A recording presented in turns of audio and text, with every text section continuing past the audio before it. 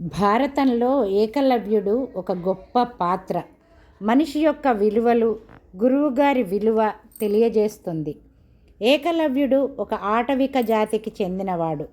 గొప్ప తెలివితేటలు ఉన్నవాడు. ద్రోణాచార్యుడు పాండవులకి విలువిద్య నేర్పుతున్నప్పుడు చూస్తాడు.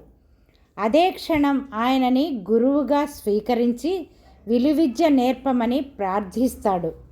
కానీ కుల వివక్ష ఫలితంగా క్షత్రియుడు కాడు అన్న ఒక్క కారణం వలన ద్రోణుడు విద్య నేర్పటానికి నిరాకరిస్తాడు.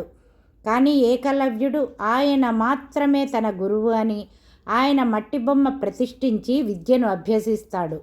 అలాగే ఏకలవ్యుడు గొప్ప విలుకాడు అవుతాడు. ఒకరోజు అడవిలో అర్జునుడు, ఏకలవ్యుడు ఒక పక్షిని సంహరించే సమయంలో ఎదురుపడతారు. ఆ సమయంలో అర్జునుడు తన ఎదుర ఉన్న వ్యక్తి సామాన్యుడు కాదు అని గ్రహించి గురువుగారికి ఆశ్రమం వెళ్ళాక చెప్తాడు. అప్పుడు ద్రోణుడు ఆ వ్యక్తి ఎవరో తెలుసుకోవాలి అని అడవిలోకి వెళ్ళి అక్కడ తన మూర్తి ఎదుట అభ్యసిస్తున్న ఏకలవ్యుని చూసి ఎదురుపడతాడు ద్రోణుడికి. అర్జునుని మీద ఉన్న పక్షపాతానికి ఆయన ఏకలవ్యుని గురుదక్షిణ అడుగుతాడు. ఇస్తాను అడగమంటాడు ఏకలవ్యుడు. అడిగాక లేదు అనొద్దు అంటాడు ద్రోణుడు. తప్పక ఇస్తాను అంటాడు ఏకలవ్యుడు. కుడి చేతి బొటన వేలు గురుదక్షిణగా అడుగుతాడు.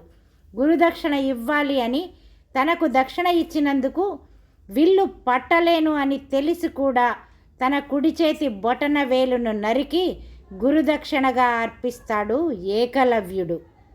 ఇటువంటి కథలన్నీ మన పిల్లలకి గురువుల మీద భక్తిని పెంపొందింపజేయటానికి మనం నేర్పాలి.